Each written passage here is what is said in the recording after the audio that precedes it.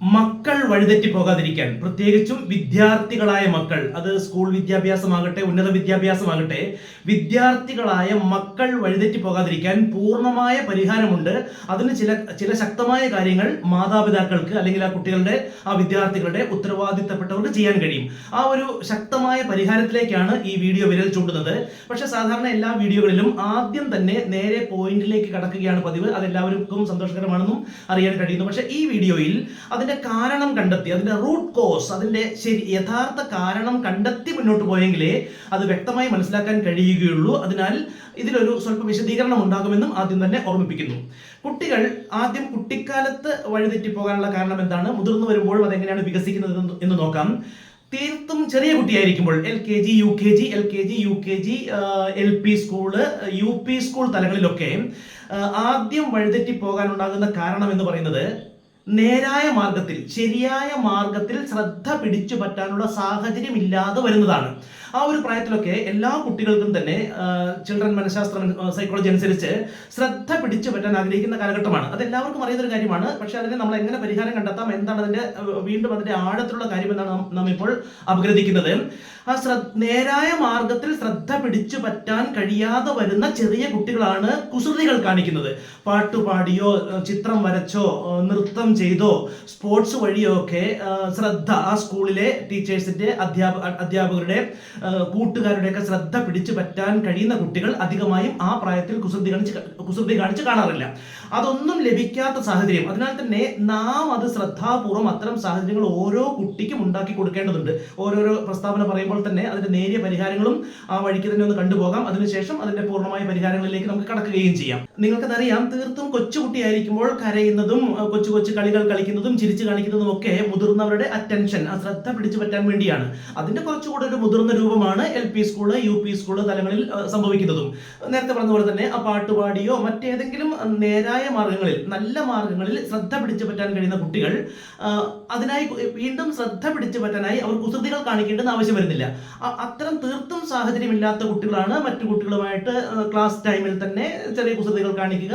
അപ്പൊ എല്ലാവരുടെയും ശ്രദ്ധ പിടിച്ചു പറ്റും. ഇവിടെ നിങ്ങൾ ശ്രദ്ധിച്ച് മനസ്സിലാക്കണം, അത്തരം കാര്യങ്ങൾ കാണിക്കുന്നത്, ആ കുസൃതികള്, അലമ്പുകള്, ആ കൊച്ചു കൊച്ചു തെമ്മാടിത്തരങ്ങളൊക്കെ, കൊച്ചു തെമ്മാടിയൊക്കെ പോലെ കൊച്ചു കൊച്ചു തെമ്മാടിത്തരങ്ങളൊക്കെ കാണിക്കുന്നത് ആ സമയത്ത് മറ്റുള്ളവരുടെ ശ്രദ്ധ പിടിച്ചു പറ്റാൻ വേണ്ടിയാണ് എന്നുള്ളത് അത് ഇന്നത്തെ കാലത്ത് എല്ലാവർക്കും അറിയുന്നതാണ്. അറിയാത്തവരുണ്ടെങ്കിൽ അത് ചിന്തിച്ചാൽ മനസ്സിലാക്കാൻ കഴിയും. അത് ചിന്തിക്കുക, മനസ്സിലാക്കുക.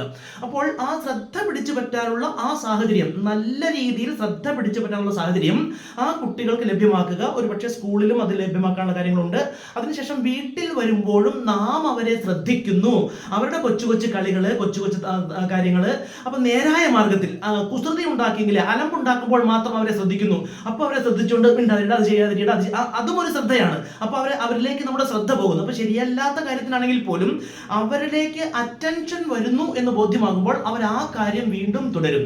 നല്ല കാര്യങ്ങളിൽ, കുട്ടിയായിരിക്കുമ്പോൾ തന്നെ നല്ല കാര്യങ്ങളിൽ അറ്റൻഷൻ കൊടുക്കുകയും അത് കൊള്ളാമെന്ന് അഭിനന്ദിക്കുകയും അത് വീണ്ടും ചെയ്യാൻ ഒരു പാട്ട് പാടുകയോ എന്തെങ്കിലും കൊച്ചു കുസൃതി മീൻസ് പോസിറ്റീവായിട്ടുള്ള കൊച്ചു കൊച്ചു കാര്യങ്ങൾ, കളികളോ ഒക്കെ കാണിക്കുമ്പോൾ അത് വീണ്ടും ചെയ്യുമെന്ന് പ്രോത്സാഹിപ്പിക്കുക, അതിനെ അഭിനന്ദിക്കുക. അങ്ങനെയാകുമ്പോൾ കുട്ടികൾ ആ നല്ല കാര്യങ്ങളിലേക്ക് കുട്ടിക്കാലത്ത് തന്നെ അവർ തിരിയും. അതല്ല എന്നുണ്ടെങ്കിൽ അവർ വീണ്ടും ആ അക്രമവാസനകൾ, അപ്പോഴാണ് ആക്രമിക്കുന്നത്, ബഹളമുണ്ടാക്കുന്നത്, വഴക്കുണ്ടാക്കുന്നത്. അപ്പോൾ തീർച്ചയായും ആ ശ്രദ്ധ ചെല്ലും. ഇന്നത്തെ കാലത്ത് നെഗറ്റീവ് പബ്ലിസിറ്റി എന്ന് പറയുന്നതിന്റെ മറ്റൊരു രൂപമാണത്. അതിന് പരിഹാരമായി നിങ്ങൾക്ക്, മുതിർന്നവർക്ക്, ആ കുട്ടിയുടെ മാതാപിതാക്കൾക്ക്, ആ കുട്ടിയുടെ ഉത്തരവാദിത്തപ്പെട്ടവർക്ക് പ്രായോഗികമായി എന്താണ് ചെയ്യാൻ കഴിയുക എന്നാൽ, ഇത് തീരെ കുട്ടിക്കാലം മുതൽ അനുവർത്തിക്കാവുന്നതും മുതിരുമ്പോഴും അനുവർത്തിക്കാവുന്ന ഒരു കാര്യമാണ്. ഗുരുതരമല്ലാത്ത കാര്യങ്ങൾക്ക് ശകാരിക്കാതിരിക്കുക എന്നുള്ളതാണ്. കൊച്ചു കൊച്ചു ഡിസ്റ്റർബൻസുകൾക്ക് ശകാരിക്കാതിരിക്കുക. അതെങ്ങനെ പറഞ്ഞ് മനസ്സിലാക്കണമെന്ന് തൊട്ടടുത്ത വാചകത്തിൽ തന്നെ പറയാം. അതിന് മുൻപ് ഈ ഒരു കാര്യം ഒന്ന് പൂർത്തിയാക്കാം. ശകാരിക്കുമ്പോൾ, അത് കൊച്ചു കൊച്ചു കാര്യങ്ങൾക്ക് ശകാരിക്കുമ്പോൾ അതും ഒരു ശ്രദ്ധയായി മാറുകയും ആ ശ്രദ്ധ കിട്ടാൻ വേണ്ടി വീണ്ടും ആ കുട്ടി ആ കാര്യങ്ങൾ ചെയ്യാൻ തുടങ്ങുകയും ചെയ്യും. അപ്പോൾ എപ്പോഴും അരുതുകള്, വിലക്കുകൾ അല്ല വേണ്ടത്. അവിടെ അതിവികസിത രാജ്യങ്ങളിലെ മാതാപിതാക്കൾക്ക് ലഭിക്കുന്ന ട്രെയിനിങ്ങിന്റെ ഫലമായി അവർ അനുവർത്തിക്കുന്ന രീതിയുണ്ട്. അതുകൊണ്ട് തന്നെ പല വികസിത രാജ്യങ്ങളിലും ഡെൻമാർക്ക് പോലുള്ള രാജ്യങ്ങളിൽ ജയിലുകൾ പോലും അടച്ചു പൂട്ടപ്പെട്ടുകൊണ്ടിരിക്കുകയാണ്. കാരണം അവിടെ കുറ്റകൃത്യങ്ങൾ ചെയ്യാൻ ആളെ കിട്ടാത്തതിനാൽ, ജയിലുകളിൽ ഇടാൻ ആളുകളെ കിട്ടാത്തതിനാൽ ജയിലുകൾ ഏതാണ്ട് അടച്ചു പൂട്ടപ്പെട്ട് കഴിഞ്ഞു. കുറച്ച് ജയിലുകൾ മാത്രം ചില കാര്യങ്ങൾക്ക് വേണ്ടി മാത്രം, എന്താണ് മറ്റേ റിമാൻഡ് പോലുള്ള ചില കാര്യങ്ങൾക്ക് മാത്രം ആ കുറ്റകൃത്യം തെളിയിക്കപ്പെടുന്നതുവരെ താമസിപ്പിക്കാനുള്ള ജയിലുകളിൽ അത്രയധികം കുറ്റവാളികൾ ഇല്ല എന്നുള്ളതാണ് അറിയാൻ കഴിയുന്നത്. നമുക്ക് ഗൂഗിൾ ചെയ്താലും അറിയാൻ കഴിയുന്ന ഒരു കാര്യമാണത്. പറഞ്ഞു വരുന്നത്, അവിടെ കുറ്റവാളികളില്ല. എന്തുകൊണ്ടെന്നാൽ കുട്ടിക്കാലം മുതൽ കുറ്റവാസന ഇല്ലാതെ വളർത്താനുള്ള പാരന്റിംഗ് ആണ് അവർക്ക് ലഭിക്കുന്നത്. ആ ഒരു പാരന്റിംഗിൻ ഫലമായി അവിടുത്തെ മാതാപിതാക്കൾ എങ്ങനെയാണ് കുട്ടിയോട് പെരുമാറുന്നത് എന്നുള്ളത് ഞാൻ നേരിട്ട് കണ്ട അനുഭവങ്ങൾ വെച്ച് തന്നെ പറയാം. അപ്പോൾ നിങ്ങൾക്കത് പ്രായോഗികമായി എങ്ങനെ ചെയ്യണമെന്ന് മനസ്സിലാക്കാൻ കഴിയും. പക്വതയുള്ളൊരു വ്യക്തിയോട് സംസാരിക്കുന്നത് പോലെ വേണം കൊച്ചു കുട്ടികളോട് പോലും സംസാരിക്കണമെന്നാണ്.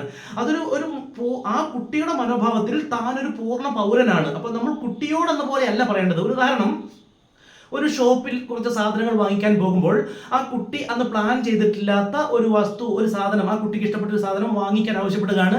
എന്നിട്ട് ചിണുങ്ങാനോ അല്ലെങ്കിൽ വാശി പിടിക്കാനോ തുടങ്ങുകയാണ്. നമ്മുടെ നാട്ടിലാണെന്നുണ്ടെങ്കിൽ ഒരുപക്ഷെ ശകാരമോ അവിടുന്ന് പറഞ്ഞല്ലേ ഒന്നും ചോദിക്കരുത്, അതുകൊണ്ട് ഇങ്ങനെയുള്ള സ്വഭാവം കൊണ്ടാണ് നിന്നെ എവിടേക്കും കൊണ്ടുപോകാത്തത് തുടങ്ങി ശകാര വർഷമായിരിക്കും. അപ്പോൾ വീണ്ടും കുട്ടിക്ക് അത് ആവശ്യപ്പെടാനുള്ള ടെൻഡൻസിയാണ് കൂടുക, വാശി ഉയരും. അതുപോലെ തന്നെ വീണ്ടും അത്തരം വാക്കുകൾ കേൾക്കാനും ആ വഴക്കുണ്ടാക്കിക്കൊണ്ട് ആ ശ്രദ്ധ പിടിച്ചുപറ്റൽ, അത് തന്നെ ഒരുതരം ശ്രദ്ധ പിടിച്ചുപറ്റലും താനും കൂടെ ഇൻവോൾവ് ആകുന്ന ആ ഒരു പ്രക്രിയയിലേക്ക് ആ കുട്ടി ആകൃഷ്ടനാവുകയും ചെയ്യും. പക്ഷേ അതിവികസിത രാജ്യങ്ങളിലെ മാതാപിതാക്കളാണെങ്കിൽ ആ കുട്ടിയെയും നേരത്തെ തൊട്ട് മുൻപ് പറഞ്ഞതുപോലെ ഒരു പൂർണ്ണ പക്വതയുള്ള ഒരു പൗരൻ എന്ന നിലയിൽ തന്നെ കണ്ടുകൊണ്ട് ആ കുട്ടിയുടെ മുഖത്തിനൊപ്പം തൻ്റെ മുഖം കൂടെ വരത്തക്ക രീതിയിൽ ഒന്നുകിൽ മുട്ടുകുത്തിയിരുന്നോ, അല്ലെങ്കിൽ ആ കുട്ടിയെ ഒരു ഉയർന്ന പ്രതലത്തിലേക്ക് കൈകൊണ്ട് എടുത്തു വെച്ചതിന് ശേഷം, ജോൺ അതങ്ങനെയല്ല, നേരത്തെ പറഞ്ഞിരുന്നതല്ലേ, അതല്ലെങ്കിൽ നമുക്ക് ഉള്ള കാര്യം ആ കുട്ടിയെ ഒരു മുതിർന്ന വ്യക്തിയോടാണെങ്കിൽ എങ്ങനെ ബോധ്യപ്പെടുത്തും അതുപോലെ ബോധ്യപ്പെടുത്തുകയാണ്. നമുക്ക് ഇന്ന് അത് വാങ്ങിക്കാനുള്ള ബഡ്ജറ്റ് നമ്മൾ കരുതിയിട്ടില്ല, അത് നമുക്ക് ഇപ്പോഴല്ല വാങ്ങിക്കാൻ കഴിയുക, അല്ലെങ്കിൽ മോൻ ഇപ്പോഴത് ആവശ്യമുള്ള സാധനമല്ല, അതിനെക്കാട്ടിലും ആവശ്യമുള്ള ഒന്ന്, അതിന്റെ ബഡ്ജറ്റ് നമ്മൾ തയ്യാറാക്കുമ്പോൾ, അതിന്റെ പ്ലാൻ തയ്യാറാക്കുമ്പോൾ നമുക്കത് ചെയ്യാമല്ലോ. ഇത് മാത്രമല്ല, വീട്ടിൽ അത്തരം പ്ലാനുകൾ ചെയ്യുമ്പോഴും ആ കുട്ടിയെ കൂടെ കൂട്ടുകയും ചെയ്യും. കുട്ടികളെ ഒരു കുട്ടി എന്ന രീതിയിലല്ല, കുടുംബത്തിലെ ആവശ്യ കാര്യങ്ങൾ ചർച്ച ചെയ്യുമ്പോഴൊക്കെ കുട്ടിയെയും കൂടെ കൂട്ടുകയും കൂടെ ചെയ്യുമ്പോൾ അത് കുറച്ചുകൂടെ ഫലപ്രാപ്തിയിൽ എത്തുകയും ചെയ്യും. അതല്ല എങ്കിൽ പോലും, അതിനെപ്പോഴും സാഹചര്യം ഇല്ല എങ്കിൽ പോലും കുട്ടിയോട് ശകാരിച്ചല്ല ഒരു കാര്യം അനുസരിപ്പിക്കേണ്ടത്. മുതിർന്നൊരു വ്യക്തിയോട് സംസാരിക്കും പോലെ മുഖത്തോട് മുഖം, ആ കുട്ടിയുടെ മുഖത്തിനൊപ്പം മുഖം എത്തിച്ചു പിടിച്ചുകൊണ്ട് ആ കുട്ടിയോട് നിങ്ങൾ ബഹുമാനിക്കുന്ന ഒരു വ്യക്തിയോടാണെങ്കിൽ ആ സാഹചര്യത്തിൽ എങ്ങനെ പറഞ്ഞു മനസ്സിലാക്കും, അതേ പക്വതയോടെ പറഞ്ഞ് മനസ്സിലാക്കിയാൽ 1-2 പ്രാവശ്യങ്ങൾ കൊണ്ട് തന്നെ ആ ഒരു രീതിയിലേക്ക് കുട്ടി വഴങ്ങി വരുന്നതും ആ ഒരു സൽസ്വഭാവത്തിലേക്ക് കുട്ടി വരുന്നതും അത് വളരെ വ്യക്തമായി അനുസരിക്കുന്നതും നിങ്ങൾക്ക് അനുഭവിച്ചറിയാൻ കഴിയുകയും ചെയ്യും. കുറച്ചുകൂടി മുതിർന്നു കഴിയുമ്പോൾ സുഹൃത്തുക്കൾക്കൊപ്പം കൂട്ടുകാരാണ് വഴിതെറ്റിക്കുന്നത്, കൂട്ടുകെട്ടുകളാണ് വഴിതെറ്റിക്കുന്നത് എന്ന് നാം കേൾക്കാറുണ്ട്, കാണാറുമുണ്ട്, സത്യവുമാണ്. അതിന്റെ കാരണം എന്താ? കൂട്ടുകാർക്കൊപ്പമുള്ള വൈബിൽ അവർ ആകൃഷ്ടരാകുന്നു. അവരുടെ ചില ഭാഷകളും കാര്യങ്ങളും നാം മനസ്സിലാക്കണം. അവർ പറയുക വൈബ്, ആ കൂട്ടുകാർക്കൊപ്പമുള്ള വൈബ് അവർ എൻജോയ് ചെയ്യുന്നു. അതിന്റെ പരിഹാരം വിശദമായിട്ട് തന്നെ കേൾക്കണം. ആദ്യം പറയുന്ന ഒറ്റ വാക്കിൽ അത് ഒതുങ്ങുന്നതല്ല. അവരുടെ ഏറ്റവും നല്ല കൂട്ടുകാർ മാതാപിതാക്കളായി മാറണം. ആ കൂട്ടുകാർക്കൊപ്പം കിട്ടുന്ന അതേ വൈബ് വീട്ടിലെ കൂട്ടുകാർക്കൊപ്പം, മാതാപിതാക്കൾക്കൊപ്പം, അല്ലെങ്കിൽ ആ കുട്ടിയുടെ വീട്ടിലെ ഉത്തരവാദിത്തപ്പെട്ടവരാരാണോ, അങ്ങനെ പറയുന്നത് ഒരുപക്ഷെ എല്ലാവരുടെയും മാതാപിതാക്കൾ വീട്ടിലുണ്ടായിക്കൊള്ളണമെന്നില്ല, ഒരുപക്ഷെ ഹോസ്റ്റൽ, അങ്ങനെ പലതും ഉണ്ടാകാം. അതുകൊണ്ട് ആ കുട്ടിയുടെ ഉത്തരവാദിത്തപ്പെട്ടവരാരാണോ അവർ അവരുടെ ഏറ്റവും നല്ല സുഹൃത്തുക്കളായി മാറണം. ഇത് നമുക്കറിയാത്ത കാര്യമല്ല, പക്ഷെ എത്ര പേർ റിയൽ സുഹൃത്തുക്കളാകും? ചെറിയൊരു ഉദാഹരണം പറയുകയാണെന്നുണ്ടെങ്കിൽ, മാതാപിതാക്കളിൽ നിന്ന് ആ ഒരു യഥാർത്ഥ സൗഹൃദം കിട്ടാതെ വരുമ്പോഴാണ് അവർ ആ വൈബിലേക്ക്, ആ മറ്റേ സുഹൃത്തുക്കളുടെ വൈബിലേക്ക് പോകുന്നത്. അതൊരു പക്ഷേ തെറ്റായ കൂട്ടുകാരാണെങ്കിൽ ആ തെറ്റായ വൈബിലേക്ക് പോവുകയും ചെയ്യും. ഇവർക്ക് വീട്ടിൽ എല്ലാ കാര്യങ്ങളിലും പോസിറ്റീവായ കുറച്ച് കുസൃതികളും കുരുത്തക്കേടുകളും അനുവദിച്ചു കൊടുക്കുകയും വേണം. എല്ലാത്തിലും അച്ചടക്കത്തിലും അടച്ചുപൂട്ടിയും എല്ലാ അരുതുകളും പറഞ്ഞുമല്ല കുട്ടികളെ വളർത്തേണ്ടത്. അതിൽ നിങ്ങൾക്ക് ഒരുപക്ഷെ എല്ലാവർക്കും അംഗീകരിക്കാൻ കഴിയാത്ത, ഉൾക്കൊള്ളാൻ കഴിയാത്ത എൻ്റെ കുടുംബത്തിലെ തന്നെ ഒരു ഉദാഹരണം തന്നെ പറയാം. അത് എല്ലാവരും അംഗീകരിക്കണമെന്നോ ഉൾക്കൊള്ളണമെന്നോ പറയില്ല, ഒരു ഉദാഹരണം മാത്രമായിട്ട് എടുത്താൽ മതി. ഒരു സ്വല്പം എക്സ്ട്രീം ആണെന്ന് ഒരുപക്ഷെ തോന്നിയേക്കാം.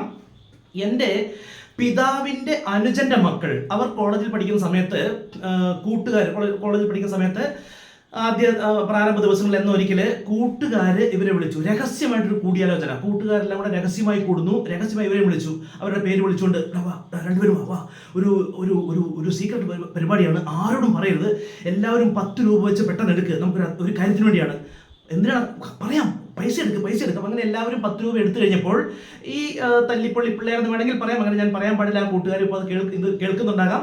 അപ്പോൾ ഏതായാലും അവർ ഒരു വളരെ കാലം മുമ്പാണ് ആ പൈസ കൊടുത്തതിന് ശേഷം എന്താണ് കാര്യം എന്ന് എൻ്റെ അനുജന്മാർ, എൻ്റെ കസിൻസ് ചോദിച്ചു. അപ്പോൾ ചേട്ടാ നമുക്ക് 2 വീതം കഴിക്കാം. അപ്പം ഇവർ പറഞ്ഞു, ഇതാണോ കാര്യം, വീട്ടിലോട്ട് വാടാ പപ്പ തരും എന്ന്. അപ്പൊ അവർക്ക് വീട്ടിൽ ആ സ്വാതന്ത്ര്യവും സൗഹൃദവും ഉള്ളതുകൊണ്ട് ആ കൂട്ടുകെട്ടിലേക്ക് വീണു പോയില്ല. പിന്നീട് ഒരിക്കലും വീണു പോകേണ്ട ആവശ്യകത വന്നില്ല. അവരിന്ന് 2 ആളുകളും നല്ല നിലയിൽ, ഒരാൾ ഓസ്ട്രേലിയയിൽ MSWന് ശേഷം ഓസ്ട്രേലിയയിൽ വലിയൊരു നിലയിൽ ജീവിക്കുന്നു, മൂത്തയാൾ നാട്ടിൽ വലിയ ബിസിനസ്സും കാര്യങ്ങളുമായിട്ട് ജീവിക്കുന്നു. അതായത് രണ്ടുപേരും നല്ല നിലയിൽ ജീവിക്കുന്നു. അപ്പൊ കുട്ടിക്കാലത്തെ ആ അരുതുകളിലായിരുന്നുവെങ്കിൽ അവരും ഒരുപക്ഷെ ആ കൂട്ടുകെട്ടിൽ വീണു പോയേക്കാമായിരുന്നു. ഇത് എല്ലാവർക്കും ഒരുപക്ഷെ ഒരുപോലെ ഉൾക്കൊള്ളാൻ കഴിയുന്ന ഒരു ഉദാഹരണമല്ല, അത് ഞാൻ നേരത്തെയും പറഞ്ഞത്. പക്ഷേ സാധ്യമായ എല്ലാ സപ്പോർട്ടുകളും, എല്ലാ സൗഹൃദങ്ങളും, അതിലൊക്കെ ഉപരിയായിട്ട് വീട്ടിൽ ഇതിന്റെ പ്രായോഗിക പരിഹാരം, എല്ലാവർക്കും നടപ്പാക്കാൻ കഴിയുന്ന പ്രായോഗിക പരിഹാരം എന്തെന്നാൽ വീട്ടിലെ എല്ലാ പ്രധാനപ്പെട്ട ചർച്ചകളിലും ഈ കുട്ടികളെയും ഉൾപ്പെടുത്തണം. വീട്ടിലെ സാമ്പത്തിക കാര്യങ്ങളാവട്ടെ, ബിസിനസ് കാര്യങ്ങളാകട്ടെ, ജോലി കാര്യങ്ങളാകട്ടെ, വീട്ടിലെ ഉയർച്ച താഴ്ചകളാകട്ടെ, എല്ലാ കാര്യങ്ങളും ഈ കുട്ടികളുമായി ഡിസ്കസ് ചെയ്താൽ, ചർച്ച ചെയ്താൽ താനും ഈ വീട്ടിലെ പ്രധാനപ്പെട്ട ഒരു അംഗമാണ് എന്നുള്ളൊരു ബോധ്യം വരും. വളരെ അംഗീകാരമുള്ള, ഈ വീട്ടിൽ അംഗീകാരമുള്ള, ഈ ശ്രദ്ധ പിടിച്ചു പറ്റുന്നതിന്റെ ഉദ്ദേശം എന്താ? അംഗീകാരം. അതൊരു തരം അംഗീകാരമാണ്. ആ അംഗീകാരം, അപ്പൊ ഞാൻ ഈ വീട്ടിൽ അംഗീകാരമുള്ള ഒരു പേഴ്സണാലിറ്റിയാണ്, അതല്ലെങ്കിൽ എനിക്ക് വാല്യൂ ഉള്ള ഒരു പേഴ്സണാലിറ്റിയാണെന്ന് ബോധ്യം വരും. അപ്പൊ നമുക്ക് അവരുടെ ചില കാര്യങ്ങൾ അംഗീകരിക്കുകയും വേണം. ആ ചർച്ചകളിൽ അവരെയും പങ്കെടുപ്പിക്കുകയും അവരുടെ അഭിപ്രായങ്ങൾക്ക് വില കൊടുക്കുകയും അവരുടെ അഭിപ്രായങ്ങൾ തേടുകയും വേണം. അങ്ങനെയാകുമ്പോൾ ഈ വീട്ടിലെ ഒരു വാല്യുബിൾ പേഴ്സണാലിറ്റിയാണ് ഞാൻ എന്നുള്ള, ഇതാണ് പ്രധാന പോയിന്റ്. ഈ വീട്ടിലെ ഒരു വാല്യുബിൾ പേഴ്സണാലിറ്റി ആണ് എന്നുള്ളൊരു ബോധ്യം രൂഢമൂലമായ ഒരു കുട്ടി കൂട്ടുകാരെ ചീത്ത കൂട്ടുകെട്ടിലേക്ക് പോവുകയില്ല. അവർ നല്ല കൂട്ടുകെട്ടെ തിരഞ്ഞെടുക്കുകയുള്ളൂ. കാരണം ആ ചീത്ത കൂട്ടുകെട്ടിലേക്ക് പോയി തന്റെ ആ സൽപ്പേര്, തന്റെ ആ റെപ്യൂട്ടേഷൻ, തന്റെ ആ അംഗീകാരം നഷ്ടപ്പെടുത്താൻ തയ്യാറാവുകയില്ല എന്നുള്ളതാണ് അതിന്റെ മനഃശാസ്ത്രവശം. ഇനി മറ്റൊരു കാര്യം എന്തെന്നാൽ, വിജയിക്കുമ്പോൾ അഭിനന്ദിക്കുന്നത് പോലെ തന്നെ പ്രധാനമാണ് പരാജയപ്പെടുമ്പോൾ സപ്പോർട്ട് കൊടുക്കുക എന്നുള്ളതും. പല മാതാപിതാക്കളും പരാജയപ്പെടുമ്പോൾ കുറ്റപ്പെടുത്തിക്കൊണ്ടേയിരിക്കും. അത് പഠനത്തിലാവട്ടെ, മറ്റു കാര്യങ്ങളിലാകട്ടെ, നീ അത് പഠിക്കാത്തത് കൊണ്ടാണ്, പ്രാക്ടീസ് ചെയ്യാത്തതുകൊണ്ടാണ്, ഞാൻ അന്നേ പറഞ്ഞതല്ലേ. അങ്ങനെ ഒരിക്കലും പറയരുത്. വിജയിക്കുമ്പോൾ അഭിനന്ദനം ലഭിക്കുന്നതിനേക്കാൾ തെറ്റിലേക്ക് വഴുതി വീഴാതിരിക്കാൻ ഏറ്റവും അത്യാവശ്യമാണ് പരാജയപ്പെടുമ്പോൾ സപ്പോർട്ട് കൊടുക്കുക എന്നുള്ളത്. സാരമില്ല, നെക്സ്റ്റ് ടൈം നീ കുറച്ചുകൂടെ മെച്ചപ്പെട്ട് ശ്രമിച്ചോളൂ, അപ്പോൾ നിനക്ക് കിട്ടും. മുൻപ് ശ്രമിക്കാത്തത് കൊണ്ടാണ് എന്നുള്ള കുറ്റപ്പെടുത്തലിന് പകരം അതേ വാക്ക് ഈ രീതിയിൽ പറയാമല്ലോ, അടുത്ത പ്രാവശ്യം കുറച്ചുകൂടെ നന്നായി ശ്രമിക്കൂ, നിനക്ക് അതിനെക്കാട്ടിലും കഴിവുണ്ട്, നിനക്ക് അതിന് കഴിയുമെന്നുള്ളത്. അതല്ല, അവിടെ കുറ്റപ്പെടുത്തിയാൽ അവരെ സമാശ്വസിപ്പിക്കുന്നത് അവരുടെ കൂട്ടുകാരായിരിക്കും. അവർ തെറ്റായ കൂട്ടുകാരാണോ എന്ന് നമുക്കറിയില്ല.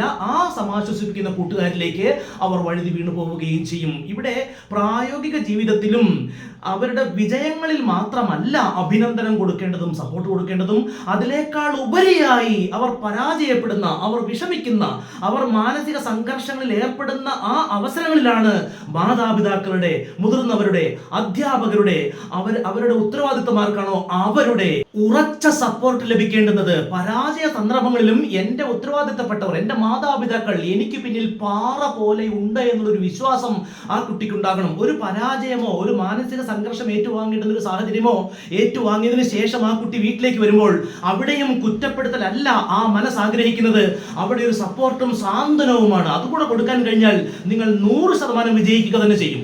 ഒരേ സമൂഹത്തിൽ ഇടപെടുന്ന, ഒരേ വിദ്യാഭ്യാസ സ്ഥാപനത്തിൽ പോകുന്ന, അതിൽ തന്നെ ഒരു ക്ലാസ് മുറിയിൽ തന്നെയുള്ള വിദ്യാർത്ഥികളിൽ ചിലർ മാത്രം വീണു പോകുന്നത് എന്തുകൊണ്ട്, ചിലർ മാത്രം വഴിതെറ്റി പോകുന്നത് എന്തുകൊണ്ട്? ഒരേ സമൂഹം, ഒരേ വിദ്യാഭ്യാസ സ്ഥാപനം, ഒരേ ക്ലാസ് മുറി, അതായത് അവർക്ക് ലഭിക്കുന്ന സാഹചര്യം ഒന്ന് തന്നെ, എന്നിട്ടും അവരിൽ ചിലർ മാത്രം വീണു പോകുന്നത് എന്തുകൊണ്ട്? ഒരൊറ്റ ഉത്തരമേ ഉള്ളൂ, ആ കുട്ടി ഏത് കുടുംബത്തിൽ നിന്നാണ് വരുന്നത്, ഏത് വീട്ടിൽ നിന്നാണ് വരുന്നത് എന്നുള്ളത് മാത്രമാണ്. മുൻ പറഞ്ഞ കാര്യങ്ങൾ ആഴത്തിൽ പരിശോധനാ വിധേയമാക്കുക. നിങ്ങൾക്ക് നടപ്പാക്കാൻ കഴിയുന്ന കാര്യങ്ങളെങ്കിലും നടപ്പാക്കുക. നിങ്ങൾക്ക് ആവശ്യമായ രീതിയിൽ, നിങ്ങൾക്ക് യോജിക്കുന്ന രീതിയിൽ വേണ്ട മാറ്റങ്ങളും വരുത്താവുന്നതാണ്. ലൈക്ക് ചെയ്യാനും സബ്സ്ക്രൈബ് ചെയ്യാനും നിങ്ങളുടെ വിലയേറിയ കമന്റുകൾ രേഖപ്പെടുത്താനും ഓർക്കണമെന്ന് ഓർമ്മിപ്പിക്കുന്നു. താങ്ക്